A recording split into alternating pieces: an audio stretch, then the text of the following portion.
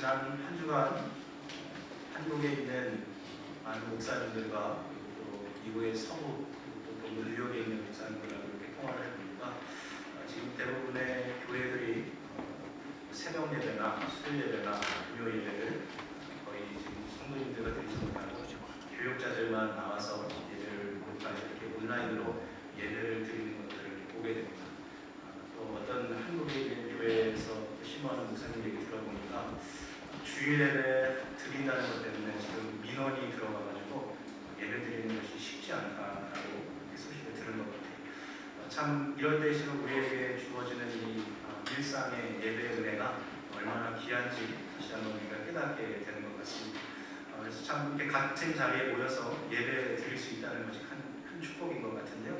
우리 전후자 계신 분들 보시면서 한번 같이 좀 인사하시고 시작했으면 좋겠습니다. 집사님 한 주간 잘 지내셨습니까? 반갑습니다.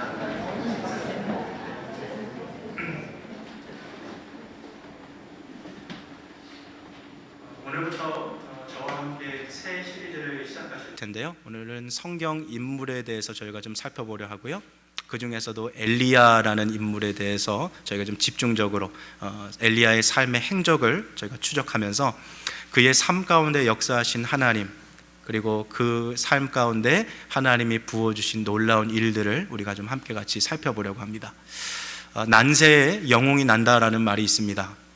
어려운 시기일수록, 절망적이고 힘든 시간일수록 영웅과 같은 인물이 이 세상에 나타난다라는 그런 뜻이 있는 말이죠.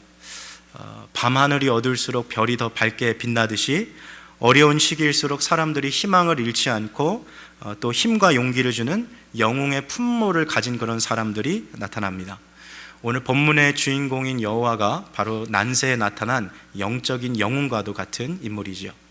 이스라엘의 역사를 잠깐 살펴보면 솔로몬 왕 이후로 이스라엘이 두 개의 나라로 분열되게 됩니다. 북이스라엘과 남유다로 나눠지게 되는데요.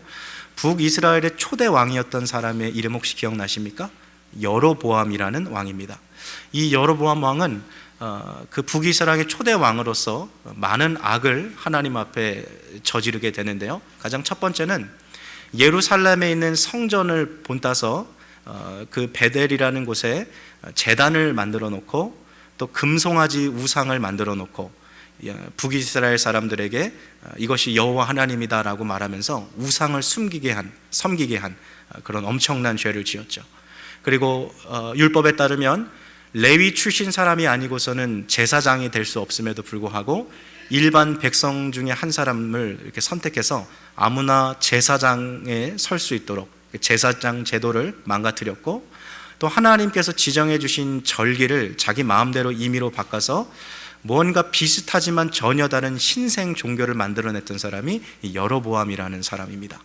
그런데 성경 말씀을 읽어보니까 북이스라엘 왕들 중에서 가장 악한 왕을 한 사람 뽑으라면 바로 이 여로보암이 뽑힐 것 같지만 이 사람보다도 더 악한 사람이 한 사람이 있었어요. 그 사람이 바로 오늘 본문의 배경이 되는 북이스라엘 아합이라는 왕입니다. 이 아합 왕이 얼마나 악했는지 성경은 그에 대해서 다음과 같이 이야기하고 있는데요. 성경 가지고 계신 분 한 장만 앞으로 넘겨주세요. 열왕기상 16장을 보시면 되겠고요. 성경 없으신 분들 화면을 좀 참고해서 보시면 좋을 것 같습니다. 우리 열왕기상 16장 30절부터 33절까지 말씀 같이 읽겠습니다. 시작. 오므리의 아들 아합이 그 집의 모든 사람보다 여호와 보시기에 더욱 행하여 느밧의 아들 여로보암의 죄를 따라 행하는 것을 오히려 가볍게 여기며 시돈 사람의 왕 옙바알 딸 이세벨로 아내를 삼고 가서 바알을 섬겨 숭배하고 사마리아에 건축한 바알의 사당 속에 바알을 위하여 단을 쌓으며 또 아세라 목상을 만들었으니 저는 그 전에 모든 이스라엘의 왕보다 심히 이스라엘 하나님의 여호와의 노를 격발하였느니라. 아멘. 이 사악한 아합 왕의 이 우상 정책으로 인해서 이스라엘이 지금 영적인 암흑기를 보내고 있는 거죠. 백성들은 왕의 명령을 따라서 나무를 깎아서 우상을 만들고 돌을 쳐서 우상을 새기는, 바야흐로 여호와 하나님을 섬기는 이스라엘 시대가 우상을 제작하는 공장이 되어버린 영적 암흑기를 지금 보내고 있는 것이죠. 여왕이라고 이 시대에 있었던 이세벨은 하나님의 선지자들을 잡아서 죽였고 이스라엘의 국고를 털어서 바알과 아세라 선지자들을 먹여 살리는, 말 그대로 이게 뭔가 이 여호와 하나님을 섬기는 나라에서 완전히 우상을 섬기는 나라로 뒤집히는 그런 일들이 오늘 이 본문 가운데 일어난 거죠. 이스라엘 역사상 가장 영적으로 어두웠던 암흑기의 시대, 바로 그것이 오늘 본문의 배경입니다. 바로 이처럼 영적인 암흑기의 시대에 혜성과 같이 등장한 사람이 바로 오늘 본문의 주인공 엘리야입니다. 오늘 17장 1절 말씀 한번 같이 읽겠습니다. 같이 읽겠습니다. 시작. 길리앗에 우고하는 자 중에 디셉 사람 엘리야가 아합에게 고하되 나의 섬기는 이스라엘 하나님 여호와의 사심을 가리켜 맹세하노니 내 말이 없으면 수년 동안 우로가 있지 아니하리라 하니라. 자, 열왕기상 17장 이전에는 엘리야가 등장하지 않습니다. 17장이 돼서 엘리야가 역사 속에 처음으로 딱 등장하는 거예요. 근데 엘리야의 등장은 다른 성경 인물과들은 좀 다른 점이 있습니다. 그것이 뭐냐면 이 사람의 그 유년 시절 혹은 이 사람의 가족, 이 사람이 어떻게 자라왔는지 그런 이야기는 하나도 기록되어 있지 않고 딱 두 가지 단서만 주는데, 일단 그 사람이 길르앗 땅에 있었고 또 디셉이라는 동네 출신 사람이었다는 거예요. 길르앗이라는 것은 요단강을 중심으로 동쪽에 있는 땅입니다. 이것이 여호수아서를 보면 여호수아가 므낫세 지파에게 준 땅이기 때문에 아마도 학자들은 엘리야가 므낫세 지파 사람이 아닌가라고 추측은 해볼 수 있어요. 지금 오늘 우리가 좀 주목해서 보고 싶은 단어는 이 디셉이라는 단어인데 동네 이름입니다. 디셉이라는 이 동네 이름은 엘리야를 설명할 때 빼고는 성경에서 등장하지 않습니다. 그러니까 중요한 동네는 아니고 이 길르앗이라는 동네에서 아주 조그만 촌동네 출신이라고 우리가 생각해 볼 수 있겠죠. 그러니까 엘리야는 어떤 사람입니까? 화려하고 그리고 뭐 사람들이 모여 있고 문명의 혜택이 많은 그런 도시의 어떤 귀족이나 왕족 출신이 아니라 출신 성분도 알 수 없고, 그리고 심지어 그의 출신이었던 동네도 촌동네라고 할 수 있는, 그러니까 변방에 있는 정규 교육도 받기 힘든 그런 촌사람 출신이 바로 이 엘리야였던 것이죠. 그럼에도 불구하고 이 엘리야는 모세와 더불어서 구약시대를 대표하는 두 명의 선지자 중 한 사람이 됩니다. 출애굽기를 보면 우리는 모세의 인생 스토리를 잘 볼 수 있어요. 그가 갈대 상자에 누임 받고 물에 떠내려가다가 애굽의 공주에게 발견이 돼서 애굽의 왕자로 살아갔던 것, 그리고 또 애굽의 그 당시에 가장 큰 문명 속에서 왕이 될 수 있는 그러한 교육을 받으면서 자라갔던 그 모세의 모든 그 삶의 모습들을 우리가 추정해 볼 수 있죠. 그렇지만 엘리야는 전혀 다릅니다. 촌동네 출신 사람이고요, 그의 출신 성분이 무엇 하나 뛰어난 것이 없어요. 그래서 많은 사람들이 성경을 보면서 왜 하나님께서 엘리야를 사용하셨을까, 도대체 이 사람이 뭐가 대단할까 하는 그런 의문점을 갖는 거죠.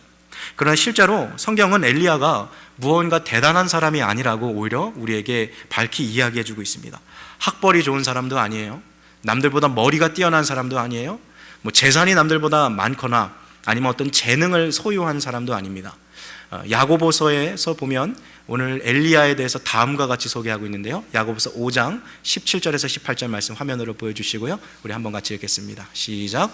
엘리야는 우리와 성정이 같은 사람이로되 저가 비 오지 않기를 간절히 기도한즉 3년 6개월 동안 땅에 비가 아니오고, 18절이요, 다시 기도한즉 하늘이 비를 주고 땅이 열매를 내었느니라. 여기 보니까 엘리야가 사실 얼마나 대단한 사람처럼 보입니까?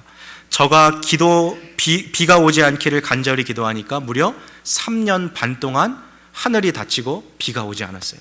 그리고 저가 다시 기도하니까 하늘에서 비가 내린 거죠.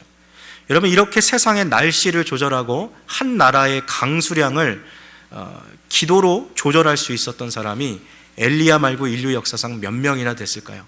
전무후무한 사람이죠. 근데 사실 이 구절의 핵심 메시지는 17절에 있어요. 앞으로 하나만 다시 나와주시겠어요? 17절 보십시오. 엘리야는 우리와 무엇이 같은 사람이에요? 성정이 같은. 미국 목회자인 유진 피터스는 이 본문을 이렇게 해석했어요. 엘리야는 우리와 똑같은 사람입니다. 이렇게 해석을 한 거죠. 실제로 원문을 보면 그 의미가 맞습니다. 성경은 분명히 우리가 엘리야가 남들이 가지지 않은 어떤 특별한 재능을 가졌거나 남들보다 무언가 뛰어난 어떤 자질이 있는 사람이 아니라 우리와 같이 매우 일반적이고 평범한 사람이었다는 것을 보여주는 거죠. 근데 오늘 바로 이것에 우리의 소망이 있는 것이죠. 하나님은요, 평범한 사람을 들어서 비범하게 사용하시는 일을 아주 좋아하십니다. 저를 한번 다시 따라해 주시겠어요? 하나님은 평범한 사람을 비범하게 사용하신다. 하나님은 그 일의 전문가세요. 성경의 이야기를 한번 자세히 살펴보세요. 믿음의 조상 아브라함, 그의 아들 이삭, 또 그의 아들 야곱. 사실 이 사람들의 이야기를 살펴보면 우리와 같이 평범한 일상을 살아가는 사람들 아니겠습니까? 옆에 있는 이웃들과 싸워서 다투기도 하고, 가정에 불화도 있고, 자녀 양육에 문제도 있어서 고민하고, 그렇게 살아가는 평범한 사람들이었어요. 그렇지만 하나님께서 그들의 삶을 붙드시자 그의 삶이 놀랍게 비범할 정도로 쓰이게 된 것이죠. 성경에서 디셉이라는 동네는 엘리야를 소개할 때 말고는 사용되지 않아요. 그러니까 아무도 알아주지 않는 이 촌동네 출신의 엘리야가 구약 성경을 대표하는 선지자 중에 한 사람이 됐다는 것은 평범한 사람을 비범하게 사용하시는 하나님의 은혜인 거죠. 제 손에 지금 볼펜이 들려 있는데요, 똑같은 볼펜이라도요, 누구의 손에 붙들려 있느냐에 따라서 그 가치가 전혀 달라질 수 있어요. 이 볼펜을 유치원 다니고 있는 어린이 손에 이렇게 주어지면 그 아이가 아무리 최선을 다해서 무언가를 그린다 해도 어느 가정집 냉장고에 붙을까 말까 할 정도의 수준의 작품밖에 나오지 않겠죠. 그렇지만 똑같은 이 펜 하나라도요, 유명한 작가의 손에 이것을 주어지게 되면 불멸의 작품을 기록할 수 있을 그럴 가능성이 주어지게 되는 거죠. 여러분, 우리의 삶도 마찬가지예요. 누구의 손에 붙들려서 살아가느냐에 따라서 우리의 삶이 천양지차가 될 수 있는 거죠. 우리의 삶이 하나님의 손에 붙들렸을 때 평범한 인생을 살아간다 할지라도 비범하게 하나님께서 사용하시는 것들을 바라보게 되는 것이죠. 저와 여러분들의 삶이 엘리야와 같이 하나님의 손에 붙들린 그런 복된 인생 되시기를 주님의 이름으로 축복합니다. 하나님은 평범한 사람을 들어서 비범하게 사용하시는 분이세요. 자, 그렇다면 도대체 왜 엘리야가 많은 사람들 중에서 다른 사람도 아니고 왜 엘리야가 그럼 하나님께서 선택하신 인물이었을까 하는 그런 것들을 우리가 좀 살펴보기를 원하는데요, 먼저 그의 이름의 뜻을 한번 살펴봅시다. 이름이 뭐예요? 엘리야예요. 엘리야의 첫 번째 글자인 엘이라는 이 단어는 히브리어의 엘로힘, 창조주 하나님을 나타낼 때 사용하는 단어가 바로 이 엘이라는 단어입니다. 그래서 우리가 하나님의 집 그러면 히브리어로 베델이라고 그러죠. 그리고 하나님이 나의 기도를 들으셨다 그러면 쉐마, 듣다라는 단어를 써서 시무엘, 그래서 사무엘이라는 이름이 거기서 나오는 거죠. 그러니까 엘이라는 단어는 하나님이라는 뜻이고요, 맨 마지막 단어인 이 야는 야훼, 우리는 여호와로 발음합니다. 그래서 이 여호와 하나님을 말하는 거죠. 그러니까 엘리야라는 이름은 앞뒤로 하나님 여호와가 있어요. 그럼 이 가운데 있는 리라는 단어는 뭘까요? 이것은 영어로 소유격 my, 한국말로 나의 이런 뜻이에요. 그래서 엘리야라는 이름을 해석하면 이렇게 되는 거죠. 나의 하나님은 여호와시다. 이런 신앙 고백이 그의 이름에 담겨 있는 거죠. 엘리야는 지극히 평범한 사람이었어요. 그렇지만 그의 이름이 그가 가지고 있었던 신앙 고백을 나타내 줍니다. 나의 하나님은 여호와시다. 나에게 다른 신은 없다. 이 세상에 나의 신은 오직 여호와 한 분뿐이다. 이것이 엘리야의 신앙 고백이었던 거죠. 그는 여호와 하나님만을 섬겼고 하나님만을 예배했어요. 오늘 그런 증거들을 좀 성경 말씀에서 좀 찾아볼 텐데요, 다시 한번 1절 말씀으로 돌아가 봅시다. 화면에 한번 좀 비춰주시겠어요? 네. 열왕기상 17장 1절 말씀. 네, 한번 봅시다. 길르앗에 우거하는 자 중에 디셉 사람 엘리야가 아합에게 고하되 나의 뭐하는 하나님이요? 섬기는 하나님이라고 고백했어요. 여기서 이 섬긴다라는 이 말이 영어의 serve라는 단어도 되지만 나의 worship, 내가 예배하는 하나님, 더 구체적으로 내가 두려워하는 하나님, 내가 경외하는 하나님이라는 의미가 있어요. 그러니까 지금 이 17절에서 엘리야는 여호와 하나님만을 예배하고 하나님만을 섬기고 있다라는 모습을 보여주고 있는 거죠. 자, 엘리야가 하나님만을 붙들고 하나님만을 섬기고 하나님만을 예배하고 살아가자 주님께서 이제 그의 인생을 붙드셔서 그의 삶을 비범하게 사용하십니다. 하나님은 지금도 엘리야처럼 하나님만을 섬기고 하나님만을 예배하고 하나님만을 붙들고 살아가는 자들을 이 시대에도 찾고 계신 것이죠. 이 당시는 말 그대로 영적 암흑기였어요. 하나님을 섬기는 선지자라고 그의 신분이 발각되는 순간 여왕 이세벨이 파견한 군사들에게 붙잡혀와서 사형에 처해지는 것이 바로 이 시대였습니다. 그러니까 하나님을 예배한다라고 나타내는 것이요, 마치 저 중동에서 무슬림 국가에서 I'm a Christian이라고 말했을 때 목이 베일 각오를 하고서 자기의 신분을, 정체를 밝히는 것처럼 이 시대에도 나의 섬기는 분은 오직 이스라엘의 하나님 여호와십니다라고 말하는 것은 목숨을 걸고 지금 신앙 고백을 하고 있는 거죠. 그러니까 엘리야는 지금 왕궁에 있는 아합 왕 앞에 찾아가서 자기 목숨을 담보로 신앙 고백하고 있는 거예요. 지금 이스라엘의 모든 백성들이 바알을 섬기고 아세라를 섬기지만 나는 누구를 섬긴다고요? 이스라엘의 하나님 여호와를 섬기고 있음을 고백하고 있는 것이죠. 이 당시에 사람들은요, 백성들은요, 아합 왕을 두려워했어요. 여호와 하나님을 섬긴다는 것을 나타내면 바로 사형에 처했거든요. 그러니까 사람들이 벌벌 떨고, 그래도 먹고 사는 문제를 해결하기 위해서 왕에게 붙어 살기 위해서 바알을 섬기고 아세라를 섬겼죠.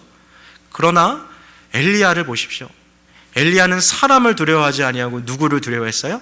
하나님을 두려워했어요. 잠언서를 살펴보니까 이런 말씀이 있어요. 사람을 두려워하는 자는 올무에 빠지겠으나 여호와 하나님을 의지하는 자는 도움을 받는 것이죠. 사람을 두려워하는 자는 올무에 걸리겠으나. 이 시대에도 많은 사람들이요, 사람이 두려워서 신앙생활을 타협할 때가 있어요.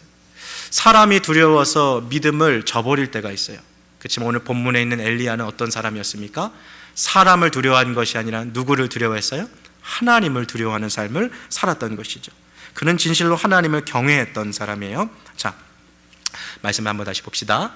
나의 섬기는 이스라엘의 하나님 여호와의 무엇을 가리켜 맹세합니까? 무엇이요? 사심을 가리켜 맹세하는. 하나님이 엘리야에게는 죽어있는 하나님이었어요? 아니면 살아계신 하나님이었어요? 살아계신 하나님, 시퍼렇게 살아계신 하나님이었어요. 이스라엘 사람들은 여호와를 버리고 바알과 아세라를 따라갔지만 엘리야는 살아계신 하나님을 믿고 따라갔던 거죠. 제가 오늘 우리 성도님들한테 한번 이 질문을 해보고 싶어요. 우리가 믿고 섬기고 있는 우리의 하나님은 죽어있는 하나님이십니까? 살아계신 하나님이십니까? 그 고백이 있다면 우리도 엘리야와 같이 하나님의 능력을 경험할 수 있을 것입니다. 우리가 믿고 섬기는 하나님은 오늘도 살아계시고 지금 이 순간에도 역사하고 계신 하나님이심을 믿으시길 바랍니다. 오늘 1절에 나오는 두 구절, 내가 섬기는 이스라엘의 하나님 여호와께서 살아계심을 두고 맹세하노니, 오늘 이렇게 말하고 있는 엘리야의 모습을 통해 그가 가진 신앙을 우리는 볼 수 있는 것이죠. 여러분, 하나님은요, 어느 시대 때든지 사람을 통해서 역사하세요. 세상 사람들은 어떠한 재물이나 어떠한 프로그램을 통해서 혹은 어떤 새로운 기계를 개발해서 역사를 바꾼다고 말하지만 인류의 역사는 언제나 사람을 통해서 변했습니다. 하나님은 그래도 지금도 이 시대에도 엘리야와 같이 사용하실 수 있는 한 사람을 찾고 계신 것이죠. 오늘 저와 여러분이 하나님께서 찾으시는 그 한 사람이 되시기를 바라요. 이 당시에 사람들은요, 바알과 아세라가 그 우상들이 비를 관장한다라고 믿었어요. 그래서 이 바알 신에게 그 재물을 갖다 주고 그에게 제사를 드려야지만 이른 비, 늦은 비, 그리고 또 이슬이 내린다고 이야기했던 거죠. 근데 오늘 1절 말씀에 아합 왕 앞에 서 있는 이 엘리야가 나의 섬기는 이스라엘 하나님 여호와의 사심을 가리켜 맹세하노니 내 말이 없으면 수년 동안 우로가 있지 아니하리라 라고 말한 것은 비를 주관하시는 분이 바알이 아니라 누구이심을 지금 선포하는 겁니까? 여호와 하나님이심을 선포하고 있는 거예요. 우리의 삶이 이 세상의 사람들이나 혹은 이 세상의 거짓 신에 달려있는 것이 아니라 우리의 살고 죽는 것, 우리의 성공하는 것, 실패하는 것, 우리의 삶의 모든 순간순간들이 여호와 하나님께 달려있다라는 것을 믿음으로 고백하고 있는 엘리야의 모습을 보고 있는 것이죠. 자, 그렇다면 이 믿음을 갖고 있는 엘리야에게 하나님께서 어떻게 역사하시는지 한번 좀 살펴봅시다. 살아계시고 역사하시는 하나님이 엘리야에게 이렇게 말씀하세요. 2절 말씀을 눈으로 한번 보세요. 여호와의 말씀이 엘리야에게 임하여 가라사대. 여러분, 이 2절이요 그냥 지나갈 수 있는 구절이지만 좀 눈여겨서 봤으면 좋겠어요. 하나님을 섬기고 하나님만을 예배하고 하나님만을 붙들고 살아가고 살아계신 하나님이라 신앙 고백을 하고 있는 이 엘리야에게 여호와 하나님이 뭐 하고 계신 거예요? 말씀하고 계신 거예요. 여러분, 신앙생활하고 있는데 하나님의 말씀이 들리지 않는다? 그렇다면 다시 한번 내 신앙을 좀 점검해 봐야 돼요. 내가 혹시 하나님보다 더 두려워하고 있는 것은 아닌가? 내가 하나님보다 사람을 더 두려워하고 있는 것은 아닌가? 내가 신앙생활하는데 하나님 눈치 보는 것이 아니라 사람들 눈치 보면서 신앙생활하고 있는 것은 아닌가? 다시 한번 점검해 볼 필요가 있어요. 하나님을 의지하고 예배하고 하나님만 섬기는 사람에게 반드시 하나님은 주님의 음성을 들려주십니다. 오늘 그렇다면 하나님께서는 엘리야에게 어떻게 말씀하셨어요? 그의 삶을 인도해 주시고 구체적으로 그에게 삶의 행동 지침까지 주셨어요. 자, 그렇다면 하나님께서 엘리야에게 하신 말씀을 한번 살펴봅시다. 3절과 4절 우리 두 구절 한번 같이 읽겠습니다. 3절 4절입니다.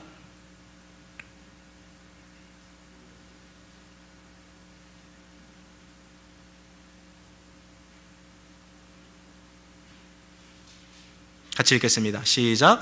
너는 여기서 떠나 요단 앞 그릿 시냇가에 숨고 그 시냇물을 마시라. 내가 까마귀들을 명하여 거기서 너를 먹이게 하리라. 자, 여호와 하나님을 의지했어요. 하나님만 섬겼어요. 하나님이 살아계시다는 것을 믿음으로 목숨을 걸고 신앙을 지금 고백했어요. 그런 엘리야에게 하나님은 말씀하시기 시작했어요. 근데 이 말씀을 한번 보십시오. 어떤 말씀이세요? 엘리야야, 너 여기서 떠나서 동쪽에 있는 요단강 근처에 있는 그릿 시냇가에 가서 거기서 몸을 숨겨라. 그러면 내가 까마귀를 통해서 내가 너를 먹여주겠다, 이러는 거예요. 여러분, 오늘 이 장면이 얼마나 흥미롭습니까? 세상에 까마귀를 통해서 사람을 먹인다라는 그런 소식을 여러분 들어본 적 있으십니까? 엘리야도 아마 들어본 적이 없었을 거예요. 한 번도 들어본 적이 없는 이 일을 보면서 엘리야가 하나님께 이렇게 말할 수도 있겠죠. 하나님, 그릿 시냇가에 가라고요? 까마귀를 통해서 나를 먹인다고요? 하나님, 세상에 까마귀가 어떻게 나를 먹입니까? 그러지 마시고 사람을, 믿을 수 있는 사람을 한 사람 주님 임명하셔서 그 사람이 가까운 동네에서 나를 위해서 이렇게 먹고 마실 것을 운반할 수 있도록 이렇게 운반책을 한 사람 좀 차라리 지정해 주십시오. 게다가 지금 이 그릿 시냇가는 사마리아랑 가까운 것 아닙니까? 지금 이세벨 여왕이 군사를 풀고 나를 죽이려고 하고 있는데 이렇게 가까운 곳에 숨으면 되겠습니까? 주님, 날 좀 멀리 보내주십시오. 얼마든지 이 하나님의 말씀에 대들을 수도 있었고요, 얼마든지 이 말씀에 불순종할 수도 있었어요. 아무리 머리로 생각해봐도 그릿 시냇가는 숨기 좋은 곳은 아니에요. 아무리 이것을 동의해 보려고 해도 계산해 봐도 여기 가는 것은 아니었어요. 거절할 수 있었고요, 거부할 수도 있었어요. 그렇지만 하나님의 말씀에 엘리야가 어떻게 반응합니까? 5절 말씀 한번 봤으면 좋겠습니다. 즉각적으로 하나님의 말씀에 순종하는 엘리야를 봅시다. 5절 말씀 같이 읽겠습니다. 시작. 저가 여호와의 말씀과 같이 하여 곧 가서 요단 앞 그릿 시냇가에 머물. 다 이해할 수 없는 말씀이에요. 다 동의할 수 없는 말씀이에요. 하나님, 그릿 시냇가 가면 나 죽습니다. 그릿 시냇가 가면 나 먹고 살 거 없어요. 까마귀를 통해서 준다고요? 주님, 말도 안 돼요. 어떻게 그런 일이 있어요? 주님, 거기 가면 나 망합니다.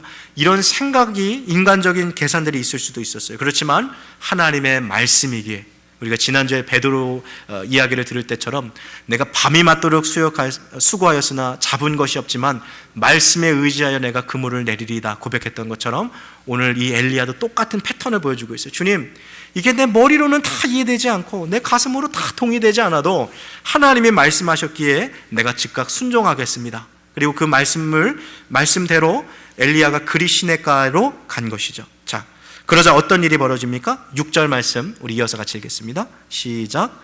까마귀들이 아침에도 떡과 고기를, 저녁에도 떡과 고기를 가져왔고 저가 시내를 마셨다. 하나님의 말씀을 순종하자 놀라운 일이 벌어졌어요. 하나님께서 약속하신 대로 하나님의 말씀을 성취하셨어요. 까마귀를 통해서 아침에도 빵과 고기를, 그리고 저녁에도 빵과 고기를 하나님께서 갖다 주셨어요. 자, 여기까지 성경을 이렇게 보시고요, 한번 저를 보세요. 오늘 이 본문에 나오는 엘리야의 모습을 한번 생각해 보세요. 지금 인생이요, 한 번도 계획해 보지 않은 쪽으로 자꾸 흘러가고 있는 거예요. 그리 시내가에 가보겠다라는 생각은 해본 적도 없어요. 까마귀를 통해서 먹고 살겠다는 것은 한 번도 생각해 본 적이 없는 인생이에요. 하나님을 믿고 따라가는 인생인데 자기가 계획한 대로 인생이 풀리는 것이 아니라 뜻밖의 장소로 하나님께서 자기의 삶을 인도해 가고 계신 거예요. 오늘 여기 앉아 계신 분들 중에도 미국에 온 것이 계획적으로 오신 분들도 있지만 뜻밖의 인생의 사건으로 오신 분들도 계시죠. 그리고 미국에서 생활하는 가운데서도 뜻밖의 장소에 계신 분들이 있죠. 어쩌면 지금 이 자리에 앉아 계시는 분들 가운데도 내가 지금 살아가는 지금 이 순간이 이게 내가 계획해서 지금 여기 앉아 있는 게 아닌데, 내가 지금 어쩌다가 지금 여기 있지? 꼭 교회가 아니더라도요, 가게에 나가서 혹은 직장에 가서 일하면서 야, 내가 지금 여기 있을 사람이 아닌데, 야, 내가 지금 이 일할 사람이 아닌데, 그러면서 일상을 보내는 분들도 혹시 계신지 모르겠어요. 그런데 성경은 우리에게 놀라운 사실을 알려주세요. 실수하지 않으시는 우리 하나님이 우리의 삶을 뜻밖의 장소로 인도하실 때 그것에서 하나님이 우리가 예상치 못한 뜻밖의 은혜를 우리에게 베풀어 주신다는 거예요. 나는 몰라요, 왜 하나님이 여기에 나를 보내셨는지. 내가 여기에 있는 것이 때로는 내 계획과 맞지 않고 내가 원하는 내 인생의 모습은 아닌지도 몰라요. 내 가정이, 심지어 함께 생활하고 있는 내 가족들이 내가 원하는, 내가 그렸던 그 가족의 모습은 아닐 수도 있어요. 심지어 내가 지금 일하고 있는 일터, 내가 살아가고 있는 내 직장이 내가 평상시 꿈꿔왔던 그것은 아닐 수도 있어요. 우리의 삶은요, 내가 생각하지 못했던 뜻밖의 장소로 하나님이 우리를 인도하시는 것을 보게 돼요. 그런데 바로 그 뜻밖의 장소에서도 주님을 붙들고 살아가면 하나님이 뜻밖의 은혜를 우리에게 부어주시는 거예요. 가장 대표적인 사람이 누굽니까? 구약 성경의 요셉이었어요. 형들이 자기를 팔아서 애굽의 보디발의 집에 가서 거기서 노예 생활하는데 한 번도 생각해 보지 않은 장소였어요. 엄마 아빠를 떠나서, 보고 싶은 고향 땅을 떠나서 그렇게 살아갔지만 그 뜻밖의 장소에서 하나님은 요셉에게 은혜를 주시는 거예요. 그런데 그 이후에 또다시 그의 인생이 뜻밖의 장소인 지하 감옥에 갇힙니다. 근데 거기서 하나님은 뜻밖의 은혜를 베푸셔서 사람들의 꿈을 해몽하게 하시고 그것이 계기가 되어서 그가 애굽의 국무총리의 자리에까지 올라가게 되는 것을 보게 되는 것이죠. 오늘 이 자리에 앉아 계신 분들 가운데 혹시 그런 분들 계신지 모르겠어요. 야, 내 삶이 이게 내가 그렸던 이 모습이 아닌데, 내가 지금 이런 일을 할 사람이 아닌데, 내가 지금 여기 있어야 할 사람이 아닌데, 내가 왜 지금 여기 있지? 내가 지금 왜 이 일을 하고 있지? 하나님은 나를 왜 여기에 두셨지? 근데 성경은요, 하늘에 날아가는 참새 한 마리도 땅에 떨어지는 것이 주님의 허락이 없으면 되지 않는다 그랬어요. 즉, 내가 지금 있는 그곳에 있는 것도 누구의 뜻이에요? 하나님 아버지의 뜻임을 인정하는 것이 중요해요. 주님, 나는 머리로 다 이해할 수 없어요. 왜 나를 그리 시내가에 보내셨어요? 하나님, 왜 나를 이곳에 두셨어요? 이해할 수 없어요. 그렇지만 그곳에서도 하나님을 붙들고 의지하고 살아가는 자에게 까마귀의 은혜, 뜻밖의 은혜가 부어지는 줄 믿습니다. 여러분들이 거하는 그곳에서 주님의 은혜를 구하십시오. 여러분, 그리 시내가가 얼마나 먹고 살기 힘든 곳이었겠어요. 사실은 집이 있었겠습니까? 그러니까 이 엘리야는 천막치고 오늘날로 말하면 야영 생활했겠죠. 습기가 차오르는 그 땅에서 까마귀가 주는 그 빵과 고기를 먹고 살았어요. 참 자기가 원했던 인생의 모습은 아니었어요. 그렇지만 하나님께서 그곳에서 놀라운 은혜를 부어주시는 거예요. 여러분, 우리의 삶은요, 뜻밖의 장소에서 하나님께서 은혜를 주실 때가 있었어요. 자, 한번 우리가 이걸 좀 입체적으로 더 그려봅시다. 아까 1절에 보니까 엘리야는 어디 출신 사람입니까? 길르앗에 속한 디셉이라는 동네 출신 사람이에요. 근데 지금 엘리야가 어디에 있어요? 무슨 시내가요? 그릿 시내가에 있어요. 그러니까 여기는 아는 사람도 한 사람 없어요. 그리고 그릿 시내가는 사람들이 그렇게 자주 찾는 곳이 아니에요. 그릿이라는 이 이름 자체가 히브리어로 보면 우리나라 뜻으로 해석해 보면 고립이라는 뜻이에요. 그릿, 한국말이랑 비슷하죠? 고립, 외우기가 쉽습니다. 그릿 시내가는 히브리어로 보면 잘라내다라는 뜻이 있어요. 그래서 사실 이곳은 사람들이 잘 찾지 않는 고립된 지역인 거죠. 사람들이 잘 왕래하지 않는 지역에 지금 엘리야가 혼자 딱 떨어져 있는 거예요. 자, 그렇다면 하나님께서 왜 수많은 이스라엘의 지명 가운데, 지역 가운데 이 엘리야를 사람들이 왕래하지도 않고 잘 오지도 않고 지금 뭐 먹고 살 방법도 없는 이 그리시네가에 홀로 이렇게 딱 두셨을까요? 여기는 두 가지 이유가 있어요. 첫 번째는 앞서 이야기했던 것처럼 아합 왕과 이세벨로부터 이 엘리야를 보호하기 위해서 그를 숨겨주신 그 하나님의 뜻이 있는 거죠. 그런데 두 번째, 오늘 이 이유를 좀 더 저희가 주목해 보고 싶은데요, 하나님은요 엘리야를 홀로 서 있게 하심으로써 엘리야가 하나님 앞에 서는 훈련을 지금 하고 계신 거예요. 자녀가요 부모 밑에서 살아갈 때는요, 부모가 주는 용돈 받고 엄마가 해주는 밥 먹고 아빠가 사주는 옷 사입고 그렇게 부족함 없이 살아가지만 부모 곁을 떠나서 홀로 서 있을 때 어떻습니까? 한 사람의 사회인으로서 그가 성장하고 자라가지요. 나이가 진짜 뭐 40, 50 됐는데도 부모가 주는 용돈 받아서 그렇게 살아가면 뭔가 문제가 있는 거예요. 자기가 스스로 살아가는 것이, 그것이 정상적인 모습인 거죠. 엘리야를 보십시오. 하나님이 그를요 아무도 없는 곳에 홀로 그를 딱 두셨어요. 바로 그때의 엘리야가 느꼈을 것은 무엇일까요? 고독감, 그리고 큰 외로움이었어요. 여러분, 사람이 두려워하는 감정 중에요 가장 두려운 것을 몇 가지 뽑아보면 의외로 그 중에 외로움이라는 감정이 있어요. 사람은 누구나 홀로 있고 싶어 하지 않아요. 인생의 마지막 순간에도 반드시 누군가 나와 함께 해주기를 바라는 것이 사람의 마음이에요. 왜요? 사람은 홀로 있는 것이 그렇게 두렵거든요. 근데 오늘 이 그리시네가, 고립되어 있는 이 시내가에 엘리야는 지금 홀로 서 있는 거예요. 하나님은 엘리야를 고립시키시고 그곳에서 홀로 있게 하심으로써 하나님 앞에 서게 하시는 거죠. 외로움은 아주 혹독한 시련입니다. 그러나 하나님은 이 단절, 고독, 외로움 속에서 엘리야가 오직 하나님 한 분만을 바라보게 만드셨어요. 살아가다 보면 그럴 때가 있으실 거예요. 가족이랑 지금 함께 이민생활 하고 있어요.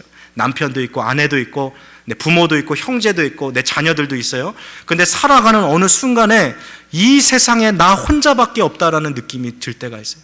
아무도 나를 이해하지 못하고 내 마음속에 깊숙한 고민들을 말할 수도 없고 이것을 말한다 한들 다 이해하지도 못하고 나 스스로 이 세상에 홀로 있는 것처럼 느껴지는 바로 그 고독의 순간이 바로 하나님 앞에 서 있는 순간인 거예요. 바로 그때인 거예요. 사실 지난 한 주를 좀 이렇게 돌아보십시오. 우리가 살아가는 이 세상은요 소음으로 가득해요. 어디를 가든지 TV가 켜있고 식당을 가도 음악 소리가 계속해서 흘러나오고 어디를 가도 이렇게 홀로 있지를 못해요. 심지어 요즘은 우리가 혼자 있어도 막 스마트폰으로 막 영상 같은 거 보고 뭐 이러니까 사람들이 홀로 있지를 못하는 거죠. 근데 그렇게 분주하게 살아가다 보면요 세상 소리에 묻혀 살아가다 보면 하나님의 소리가 잘 들리지 않아요. 그래서 하나님의 사람은 그리시네가에 있는 엘리야처럼 하나님 앞에 홀로 서 있는 훈련을 하는 것이 중요합니다. 여러분, 예수님을 한번 생각해 보세요. 예수님은 많은 제자들과 많은 무리들 가운데서 생활하셨지만 새벽 미명이 되면 늘 홀로 가셨어요. 기도하러. 오병이어의 큰 사건을 일으키시고도 이후에 예수님은 홀로 기도하러 산에 가셨어요. 여러분, 모세가 하나님을 언제 만났습니까? 애굽의 화려한 궁전에서 만났어요? 아니요. 광야에서 홀로 양을 치는 그 순간에 모세는 하나님을 만났어요. 고독의 시간, 외로움의 시간, 이 세상에 나 혼자밖에 없다고 느껴지는 그 순간이야말로 하나님을 만나기에 가장 좋은 시간이에요. 오늘 이 자리에 앉아 계신 분들 가운데 영적 그리시네가를 지금 지나가고 계신 분들이 있을 거예요. 야, 세상이 참 이렇게 외롭구나. 야, 아무도 내 아픔을 몰라주는구나. 내 눈물을 몰라주는구나. 나밖에 없는 것 같구나 하고 보내는 시간이 바로 영적 그리시네가를 보내고 있는 거예요. 바로 그때야말로 하나님 앞에 설 수 있는 시간입니다. 주님을 더 간절히 찾으세요. 그리고 우리의 일상의 현장에 그리시네가를 반드시 두십시오. 하나님을 만나고 주님과 독대할 수 있는 시간이 필요합니다. 자, 두 번째, 하나님께서 엘리야를 이곳에 두신 이유가 훈련의 목적이라고 그랬어요. 고독의 훈련, 그리고 고독 가운데 하나님을 만나는 은혜, 자, 그리고 두 번째는 바로 부족함과 모자름 가운데 은혜입니다. 한번 머릿속으로 이런 장면을 그려보세요. 그리 시내가에서 텐트를 치고 있는 엘리야, 하늘을 보니까요, 저기서 까마귀가 한 두세 마리가 무리져서 오고 깍깍거리면서 날려오는데 입에 봉지가 하나 이렇게 딱 물려 있는 거예요. 까마귀가 몰고 온 거. 야, 식사 때가 됐구나. 어김없이 아침이면 까마귀가 왔어요. 그래서 이제 오늘은 무슨 메뉴인가 하고 이렇게 빵 딱 열어보니까 딱딱하게 굳은 빵이 있어요. 그리고 고기가 있는데 이거는 먹기가 좀 힘든 부위입니다. 어떤 사람들은 오늘 이 본문을 보면서 그런 걸 묵상하시는 분이 있어요. 도대체 까마귀가 어떤 빵을 가져다 줬을까? 바게트를 갖다 줬을까? 도너츠를 갖다 줬을까? 고기는 필레 미뇽을 갖다 줬을까? 하나님이 줬을까? 여러분 어떻게 생각하세요? 여러분 지금 그리 시내가는요, 훈련의 장소예요. 이 까마귀가 빵과 고기를 물어줬다고 했을 때 그게 사실 얼마나 좋은 빵이었고 얼마나 좋은 고기였겠어요. 사실 이 까마귀는 썩은 고기 먹는 것으로 유명한 새 아닙니까? 부정한 새예요. 길조보다는 흉조에 해당하는 새지 아닙니까? 그런 까마귀가 물어다 준 고기니까, 빵이었으니까 얼마나 좋았겠어요. 까마귀가 주는 빵과 또 고기를 먹고 살았고요, 시냇가에 있는 그 물을 퍼서 마시고 지냈고요, 텐트 치고서 야영했으니까 사실 얼마나 부족한 것이 많았겠어요. 얼마나 모자른 것이 많았겠어요. 지금 엘리야가 하나님의 말씀을 따라서 그리 시내가에 왔거든요. 그런데도 그의 인생에 부족함이 있었고 또 모자른 것이 있었어요. 신앙생활 하다 보면요, 하나님 말씀대로 살아가는 그 사람에게도 여전히 부족한 것이 있어요. 여전히 모자른 것이 있어요. 그런데 우리에게 주어지는 은혜는 무엇입니까? 하나님이 그 모자람 가운데 우리에게 부요하게 역사하시는 거예요. 여러분, 이스라엘 백성들이 언제 만나를 먹었죠? 언제 메추라기를 먹었죠? 가나안 땅에 가서 농사 짓고 목축 가꾸고 땅이 있고 그렇게 잘 살 때 하나님이 만나를 먹여주셨습니까? 아니죠.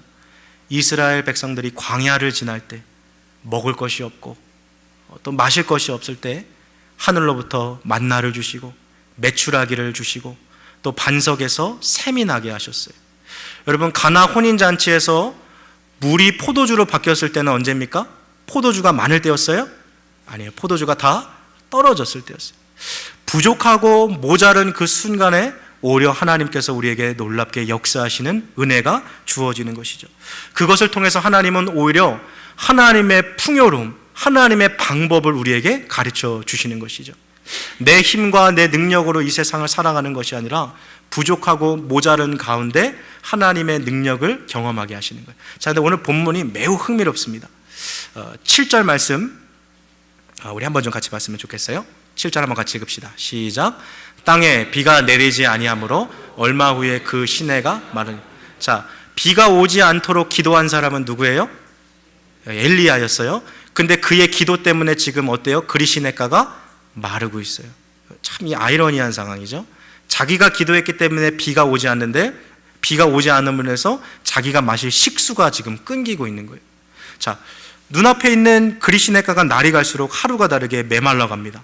이제 더 이상 마실 물이 없어지고 있는 거죠. 그리 시내가에 물이 마르는 것을 보고 엘리야는 걱정했는지도 몰라요. 야, 이제 뭐 먹고 사나? 야, 내일은 뭘 마시고 사나?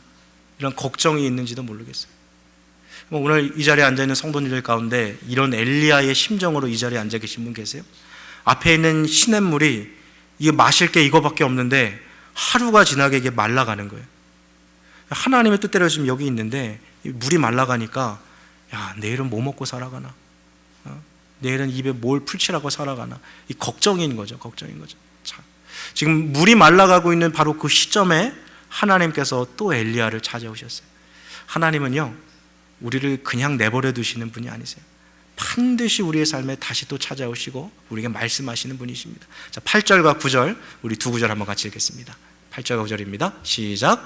여호와의 말씀이 엘리야에게 임하여 가라사대 너는 일어나 시돈에 속한 사르밧으로 가서 거기 유하라. 내가 그곳 과부에게 명하여 너를 공개하게 하였느니라. 자, 엘리야는 지금 시냇물이 말라가니까 뭐 먹고 살지? 야, 이제 뭐 마시고 살지? 걱정이 지금 태산이에요. 근데 하나님은 오늘 그런 엘리야에게 오셔서 얘기하시는 거예요. 엘리야야, 이제 됐다. 너 이제 옮길 때가 됐다. 너 저기 사르밧에 가서 시돈에 속한 사르밧에 가서 난 과부의 집에 들어가라. 내가 이미 저로 하여금 너를 공개하게 했다. 그 말은 네가 먹을 거 다 준비해 놨고 네가 지낼 것 다 준비해 놨다라고 주님께서 예비해 놓고 계신 것이죠. 우리의 삶에 부족한 것들이 있어요. 우리의 삶에 모자른 것들이 있어요. 때로는 그것 때문에 우리가 사는 것이 너무 힘들고 어렵고 인생의 무게가 우리의 어깨를 짓누를 때가 있어요.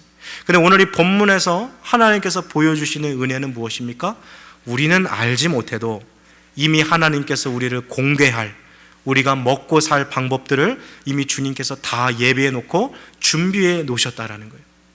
이제 그리시네가에서 살아가던 훈련을 마친 엘리야는 이제 사르밧으로 옮겨갑니다. 다음 주에 우리가 사르밧에 간 엘리야 이야기를 살펴볼 텐데요, 오늘 이 그리시네가에 나온 이 엘리야의 이야기를 다시 한번 좀 정리해 봅시다. 많은 사람들이 우상을 섬기고 이방신을 섬기는 이 시대에도 여호와 하나님만을 섬기고 살아계신 하나님이라고 고백했던 엘리야, 하나님은 그에게 찾아오셔서 말씀하셨고 엘리야는 그 하나님의 말씀에 즉각 순종했습니다. 그리시네가에 간 엘리야에게는 고독이 있었고 부족함이 있었어요. 그렇지만 그 고독은 하나님 앞에 설 수 있는 기회가 되어졌고 그의 상황의 모자름은 하나님의 풍성하신 은혜를 경험하는 기회가 되었습니다. 사랑하는 성도 여러분, 오늘 이 자리에 앉아 계신 분들 가운데 영적인 그리시네가에 머물고 계신 분들 계십니까? 아무도 나를 알아주지 못하고 아무도 나를 도와줄 리가 없고 내 앞에 있는 시냇물은 점점 말라가고 있는 그런 상황을 보내고 계신 분들이 계십니까? 하나님을 의지하십시오. 주님만 붙으십시오. 끝까지 하나님만 신뢰하십시오. 주님이 말씀하시고 우리를 위하여 미리 예비하신 그곳으로 우리의 삶을 이끌어 주실 줄 믿습니다. 이 시간 함께 같이 우리 기도하시겠습니다.